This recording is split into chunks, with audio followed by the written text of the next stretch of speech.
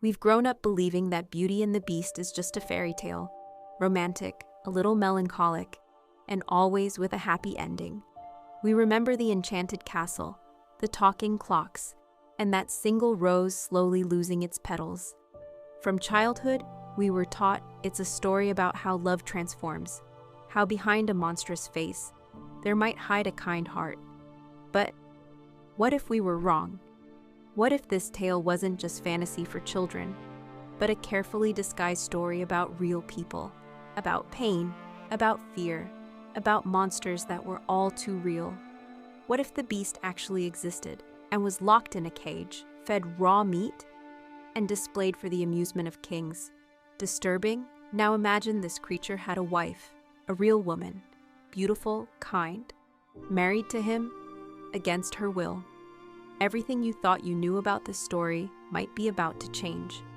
Before Disney, before the glittering musicals with songs and laughter, there was a much older version, darker, harsher, and perhaps far closer to reality than we're comfortable admitting. Are you ready to look into a mirror that doesn't lie?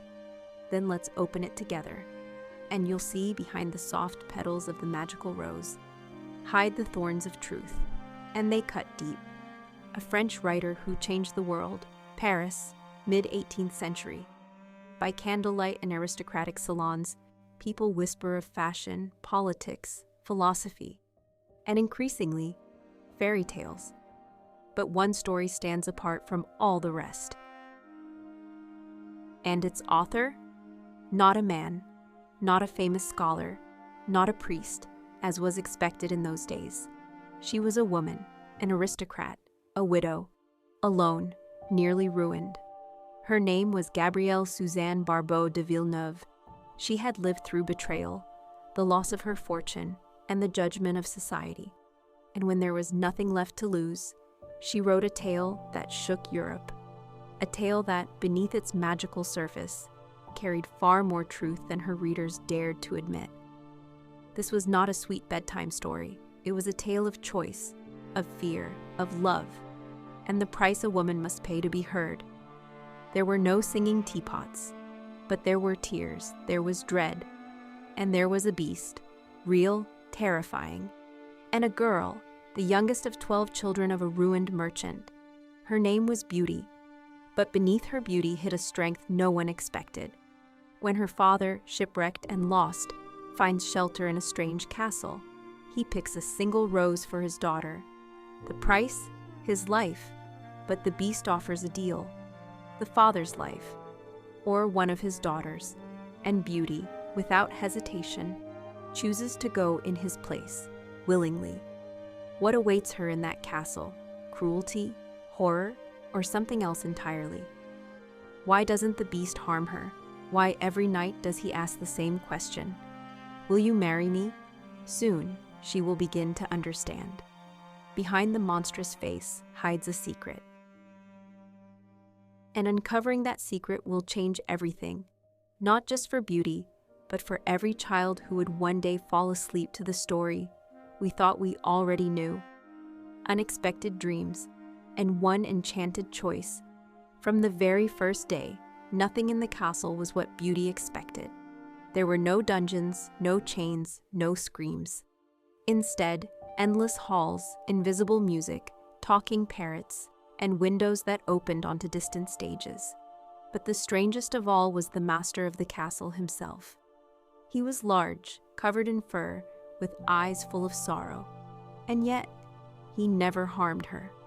On the contrary, he was kind, careful, almost shy.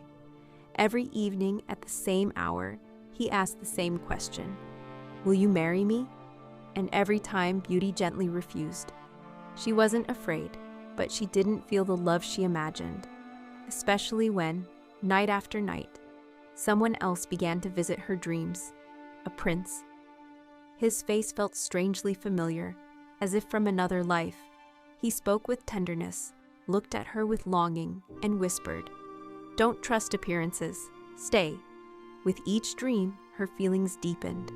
She woke up with her heart racing, hoping to find him in the castle.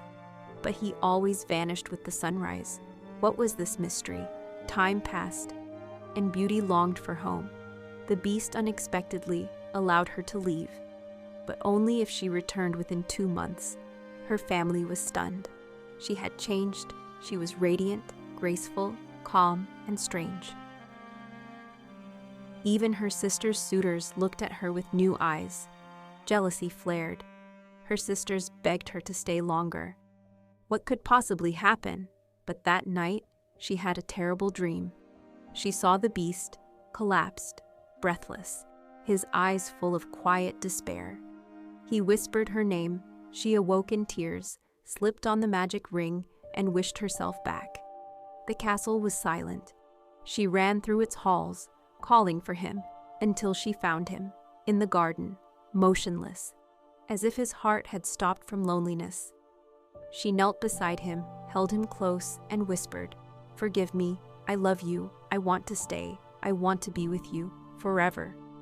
In that moment, the wind stopped, the rose bloomed, and before her stood the prince from her dreams, alive, real, no longer wearing the Beast's mask. It could have ended there, but the real story was just beginning, with magic, secrets, royal blood, and a curse born from rejected love. The prince behind the Beast. From the very moment Beauty spoke the words, "I love you," everything fell silent, and then began to change. The curse cracked, the Beast disappeared, and standing before her was a man, tall, radiant, noble. His face was achingly familiar.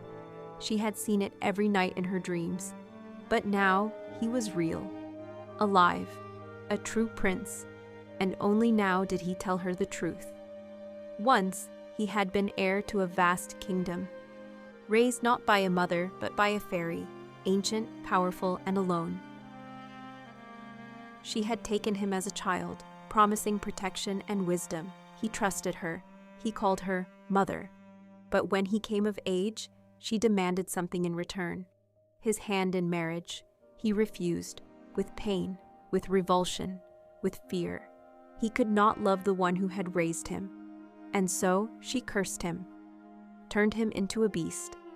Not just in form, but in the eyes of the world.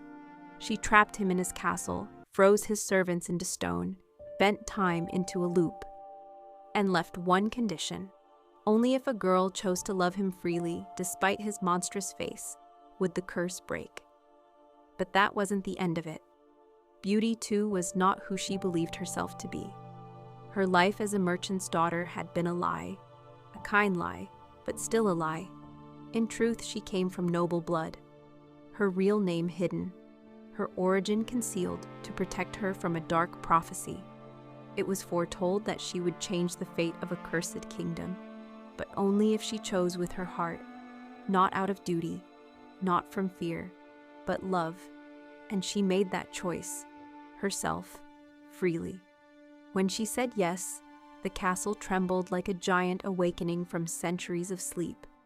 Stone statues stirred, turning back into people, servants, advisors, friends of the prince, waiting all this time for release. The walls shimmered, the darkness melted away, the air filled with light, and the scent of blooming roses. Beauty's family, both the one that raised her and the one she was born into, were invited to the castle. Honored as guests, her aging father wept, unable to believe that his youngest daughter was now the bride of a true prince. A new chapter began, royal, full of love, wisdom, and second chances. But that was only the surface of the tale, because the real story lies deeper. Behind the crown, behind the romance, are shadows. Shadows of those who were silenced, exiled, cursed. Stories of women who weren't allowed to speak, of beings called monsters, simply because they were different. Beauty and the Beast is not just a tale of love. It's a parable of freedom, of choice, and of a strength that lives not on the outside, but deep within. The tale is far older than it seems. What we call Beauty and the Beast is, in truth, an ancient archetype. The same pattern appears across cultures divided by oceans and centuries. A beastly groom who must be loved before he can become human. A bridegroom not dressed in armor, but in something terrifying. and a girl who doesn't run. In the 16th century, Italian storyteller Giovan Francesco Straparola told a tale of a pig king. By night, he was a man. By day, a piglet. A royal couple, childless for 7 years, was finally blessed with a baby. But he squealed. Still, they chose to raise him as their heir. And one day the pig prince announced he wished to marry. The first bride given to him tried to kill him and died. The second did the same, with the same result. Only the third, the youngest sister, did not flinch. She didn't scheme. She looked into his eyes and saw not a beast, but loneliness. And then he shed his skin. Before her stood a young man, fragile, human, capable of love. Sounds grotesque? It's just one of hundreds of stories like it. In Slavic folklore, the bride marries a bear. In German tales, a porcupine. In India, a serpent. In Norse myth, a seal. And it's always the same: fear, mystery, the warning not to lift the mask, and the transformation. But transformation comes only if the love is real. So why is this image so persistent? Why has humanity told this story again and again? What truth does it carry that refuses to be forgotten? And more importantly, what if one day it actually happened? What if somewhere in the royal courts of Europe, there really was a girl who married a man the world called a monster? Not metaphorically, but truly, with a face covered in hair, a life trapped like an animal, eyes filled with sorrow. And if that story was real, then perhaps it was the spark that lit the flame we now call Beauty and the Beast. And next, we'll tell you exactly how. Petrus Gonçalves, the real beast. This is not fiction, not a metaphor. This is the story of a boy who was called a monster, simply because his face was different. In 1537, on one of the Canary Islands, a child named Pedro was born. From birth, he was unlike anyone else. His skin, from head to toe, was covered in thick, dark hair. The condition would later be called hypertrichosis, but in his time, no one tried to explain it. People saw such children as cursed, as demons, as punishments from the gods. Mercy, understanding, none. At 10 years old, Pedro was locked in a cage, literally, fed raw meat like a wild animal, displayed to crowds like a freak. He cried. He called for his mother, but the world heard only a growl and laughed. To them, he wasn't Pedro. He was it, a beast. And then he was given away, like a rare animal, a living curiosity, a gift for the coronation of King Henry II of France, a gift meant to entertain the court. At Versailles, they kept him in a dungeon, watched him through iron bars, whispered, smirked, until one day someone finally asked his name, and the boy, in broken speech, answered, Pedro. They recorded it as Petrus Gonçalves. From that moment, he became a person, at least on paper. What happened next no one expected. Petrus turned out to be a gifted student. He learned Latin, mastered etiquette, wrote an elegant script, quoted ancient philosophers. He no longer ate off the floor. He dined at a table. He no longer growled. He spoke. He was intelligent, articulate, ironic, a gentleman, but his face was still covered in fur. He became the court's favorite experiment, living proof that behind the appearance of a beast, there could live the soul of a man. And that's when Queen Catherine de' Medici had another idea.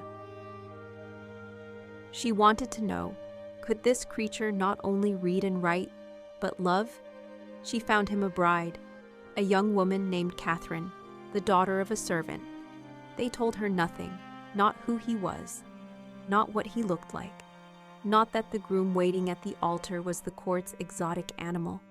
She found out the truth on her wedding day, and what happened next became the beginning of a story where reality proved just as astonishing and far more haunting than any fairy tale. Marriage as an experiment. She was an ordinary girl, not noble, not wealthy, not a lady of court. just Catherine, young, naive, raised among servants and shadows. So when they told her she had been chosen for a favorable marriage, she may have hesitated, but she did not dare to refuse. A queen's command is not to be questioned. No one told her who the groom was. No portrait, no name, nothing but one instruction: obey. And so, on the day of the wedding, in a grand hall lit by 100 candles, she finally saw her future husband. Petrus stood at the altar, dressed like a nobleman, velvet doublet, lace collar, serious gaze. But his face was covered in fur. Half man, half what the world called beast. A wolf, a monster. They say Catherine went pale, that she almost fainted. But the wedding went on. And what happened next? Not even the queen, nor the courtiers, nor Catherine herself could have imagined. Slowly, in a marriage born without consent, without understanding, and without love, something real began to grow. Not quickly. Maybe it started with cautious silence, a hesitant glance, a moment when Catherine saw the truth, that Petrus was not a beast, but a man, fragile, intelligent, gentle, lonely. And then life bloomed in their home. They had 7 children. 4 of them inherited their father's appearance. Furry faces, hands like velvet, eyes lost beneath hair. But were they ugly or simply different? Sadly, the world didn't want an answer. It wanted a spectacle. Kings, dukes, bishops, all demanded to see the little beasts. The children weren't taught to be children. No one asked what they felt. They were given away to foreign courts, as gifts, as curiosities, as nature gone wrong. Even in their portraits, they were not depicted as people, just specimens, fur, name, date, nothing more. But they had favorite books. They had dreams, fears, secrets, parents who loved them. Petrus and Catherine stayed together for 40 years. They were never called beautiful. No poet sang of them. But perhaps they were the true beauty and the beast. Only this time, the castle was a gilded cage. The talking objects amused courtiers. The curse, a medical condition. This wasn't a fairy tale. This was Paris. This was the 16th century. This was real life. And it was darker than any fiction. But in that darkness, something happened. Love. Real, defiant, quiet love. The kind that makes stories unforgettable. Maybe it all began with the gods. Long before the beast became a prince, before love defeated fear, humanity already knew this story. Only it didn't take place in an enchanted castle, but high above, among the clouds of Olympus. And its heroes weren't mortals, they were gods. Psyche was human, but so beautiful, so radiant, that people began worshiping her as if she were divine. They praised her face in temples, painted her image on sacred walls, and forgot about the real goddess of love, Aphrodite, insulted, furious, jealous. Aphrodite didn't lash out with thunder.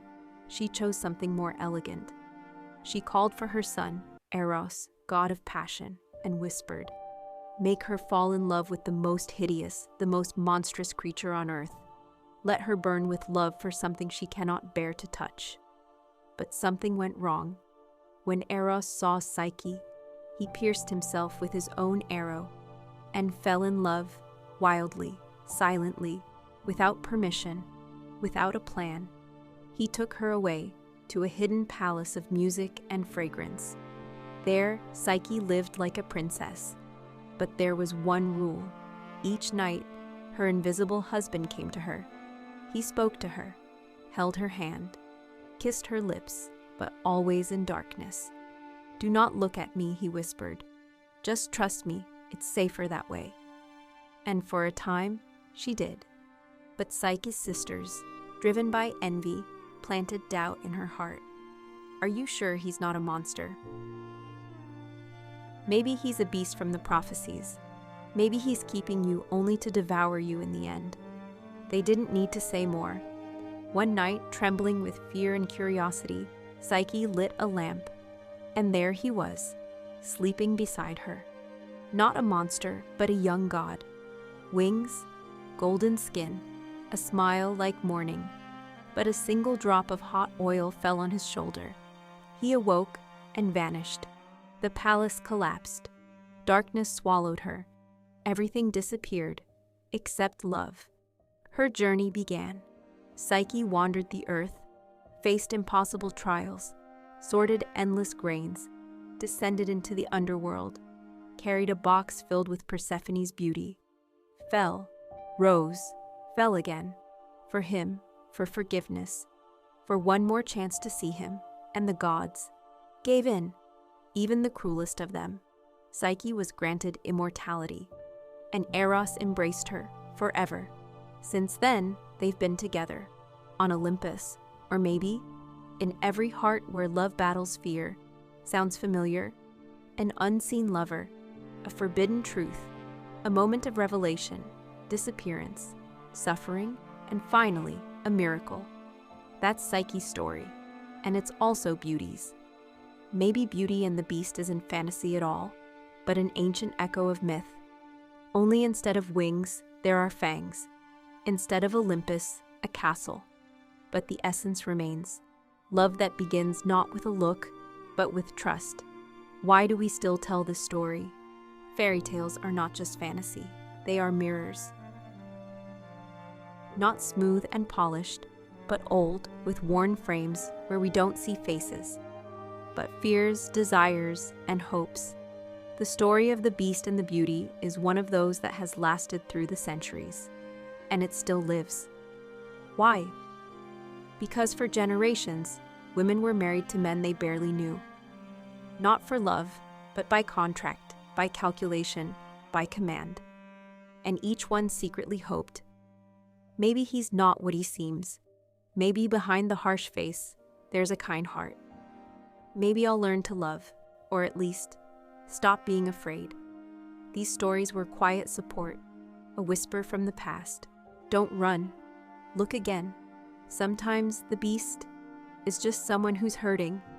But Beauty and the Beast is not only about marriage or fear, it's about us. About anyone who has ever felt not beautiful enough, not good enough, not worthy of love. On the outside, we're different. Some have scars. Some have silence. Some wear faces the world calls monstrous. But inside, we all want the same thing, to be seen, to not be feared. For someone, even just one person, to stay, no matter what. And in that sense, the fairy tale isn't a lie. It's the truth. Because real beauty always lives within. Not in the eyes, not in the voice, but in the choice we make to turn away or to come closer. If you enjoyed this journey through myth, history, and hidden truth, don't forget to subscribe. There's much more to uncover together. And now, it's your turn. Did you know the Beast may have been real? A man kept in a cage, shown to kings like a spectacle. Which part of this story surprised you most?